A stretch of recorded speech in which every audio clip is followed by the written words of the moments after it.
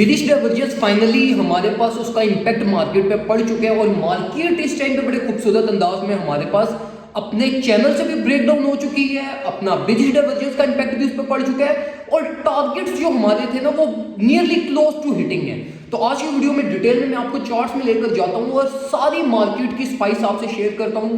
Alt coin से regarding मैं आपको गाइड करूंगा कि ऑल्ट कॉइन्स की जो एक्यूमुलेशन हमने ऑलरेडी की थी जो इस टाइम पे लॉस में चल रही है, न्यू एक्यूमुलेशन का जो प्लान था वो मैं आपको गाइड करूंगा और जिन जिन ऑल्ट कॉइन्स को इस टाइम पे आपने कंसीडर करना है ना वो सारी चीजें मैं आपसे आज की वीडियो में शेयर करूंगा।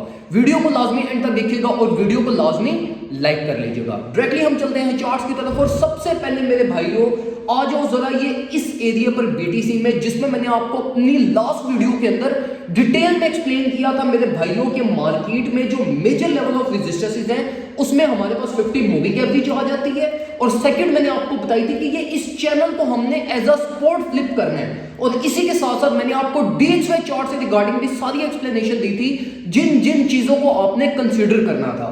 अब देखो यहां पर हमारे पास प्राइस ने अपनी इस चैनल को भी रीगेन करने की कोशिश की और यहीं से मार्केट ने अपनी 50 मूविंग एवरेज की भी टेस्टिंग की जो कि हमारे पास फेल हुई और उसके बाद market all the way down हमारे पास 21,900 को टच इस टाइम पे कर चुकी है जो कि हमारा first level of market entry में टारगेट भी था जो मैंने आपको गाइड भी किया था कि जो ऑल्ट कॉइन्स की एक्यूमुलेशन आपने करनी है वो आपका सेम प्राइस लेवल होना चाहिए जब बीटीसी 21,900 को हिट करेगा। अब यहां पर ना हमने 2 से 3 चीजों का ख्याल रखना है। पहली चीज तो ये समझो मेरे भाइयों कि ये जो डंप हमारे पास हुआ है ना ये स्पॉट सेलिंग का डंप हुआ है, मतलब ये कि कोई बहुत बड़े इंस्टीट्यूशन ने मार्केट को डंप करवाया, पहली चीज। सेकंड चीज ये कि ये डंप बाइनेंस पे हुआ है। अब ये जो बाइनेंस है ना ये कोई बहुत बड़ी जो बहुत बड़े बड़े इंस्टीट्यूशन है ना वो बाइनेंस के ऊपर प्ले नहीं करते, वो सारे प्ले करते हैं बिटफिनिक्स पे। तो ये जो मूवमेंट हुई है, ये जो डंप हुआ है हमारे पास, ये सारा बाइनेंस के ऊपर प्ले किया गया। तो इससे हमें ये चीज पता चलती है कि जो बड़ी व्हील्स हैं वो स्टिल अपने कॉइन्स को होल्ड कर रही हैं जो बिटफिनिक्स पे है। बिटफिनिक्स पे अभी तक कोई मूवमेंट नहीं हुई, एज यूजुअल नॉर्मल मूवमेंट है व्हील्स के वॉलेट की। जो मूवमेंट हुई है वो सिर्फ बाइनेंस के वॉलेट मूवमेंट हुई है। तो हमारे पास ये स्पॉट डंप था जो कि शॉर्ट लास्ट कर सकता है। ये सारी चीजें बताने का आपको मकसद ये है कि जब बाइनेंस पे कोई वेल डंप करती है ना तो वो कोई बहुत बड़ी वेल नहीं होती, ऑल्दो उनका बैलेंस बहुत ज्यादा होता है, मार्केट को वो डंप करवा सकती हैं लेकिन वो बिटफिनिक्स के मुकाबले में कोई बड़ी मूवमेंट नहीं करवाते। तो ये जो हमारे पास डंप हुआ है ये मोस्ट लाइकली यहीं पर कंसोलिडेशन प्रोड्यूस करवा सकता है और अल्टीमेटली हम ऑल द वे डाउन 21,300 500 जो कि हमारी फिबोनाची गोल्डन पॉकेट सपोर्ट भी है। फिबोनाची गोल्डन पॉकेट की जो मेजर हमारी जो मार्केट का लेवल ऑफ जो रीटेस्टिंग जो रहती है ना वो भी हमारा यही लेवल है। तो यहां तक अल्टीमेटली मार्केट 21,400 टू 700 की रेंज तक फेल कर जाएगी जो आपका major swing setup, major market entry आपकी जहां से बनती है। अब जरा ना मैं आपको बताता हूं कि हम मार्केट की अगर कुछ टेक्निकल्स को देखें ना बीटीसी के स्पेसिफिकली तो देखो ये जो डंप था ना ये डंप हमारे पास डेली टाइम फ्रेम में प्रीवियसली पास्ट 4 वीक से स्ट्रॉन्ग बिलिश डाइवर्जेंस थी और इस बिलिश डाइवर्जेंस का जो हमारे पास टारगेट है वो भी 21,500 ही है। तो हमारे पास एक चीज की तो कंफर्मेशन है जो मैंने आपको प्रीवियसली भी एक्सप्लेन की थी कि भाई प्राइस हमारी कंसोलिडेट कर रही है अपनी फिबोनाची गोल्डन पॉकेट्स के मिड में और मैंने आपको गाइड भी किया था कि यहां से जो एक्यूमुलेशन है वो आपकी एक रिस्की एक्यूमुलेशन है और कोई भी मेजर स्विंग सेटअप की तरफ यहां से मत जाइएगा। तो अभी देखो एक चीज हमें क्लियर हुई कि मार्केट ने अल्टीमेटली 21,500 तक फेल करना ही करना है। अब एक चीज यहां पे और समझ लो कि अगर आप ये प्लान बना रहे हो कि अब हम मार्केट को यहीं से दोबारा शॉर्ट कर दें तो ये भी एक आपका अच्छा डिसीजन नहीं होगा और उसकी रीजन ये है कि ये जो हमारे पास पूरा डंप हुआ ना ये बाइनेंस डंप है और बाइनेंस डंप जो होता है वो हमेशा कोई बहुत ज्यादा स्ट्रॉन्ग या लॉन्ग लास्टिंग नहीं होता। तो मार्केट यहाँ पे कंसोलिडेट कर सकती है मोस्ट लाइकली यहीं पे एक हमारे पास ये इस तरीके का यू पैटर्न फॉर्म कर सकती है, अल्टीमेटली रिवर्सल ले सकती है। तो शॉर्ट पोजीशन की तरफ मत जाइएगा। जो डिसीजन आपने इस टाइम पे लेना वो ये लेना कि देखो मार्केट में ये इस सिचुएशन में ना जो एक ट्रेडिंग स्ट्रेटजी मैं यूज कर रहा हूँ वो मैं सिंपली ये रख रहा हूँ कि यार मैं हर $1,000 प्राइस चेंज पे मैं एक्यूमुलेट कर रहा हूँ।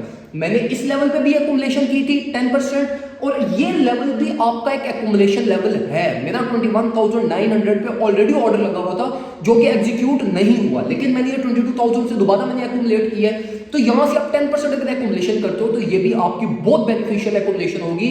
स्टिल बेशक हमने यहां पर आना हो जो आपने अपनी मेजर एक्यूमुलेशन और मेजर स्विंग सेटअप बनाना है वो आपकी all the way down 21,500 as per technicals, as per price action, as per fundamental analysis वो स्ट्रेट फॉरवर्ड एक मार्केट की अभी ये हमारे पास इंडिकेशन, लेकिन ये टाइम कितना लेती है, कितने दिन लेती है, वीकली क्लोजिंग पे लेती है या न्यू वीक के स्टार्ट में लेती है, ये चीज अभी तक डिफाइन नहीं है। तो इसी रीजन की वजह से मैंने आपको यहां पर शॉर्ट पोजीशन रिकमेंड नहीं की।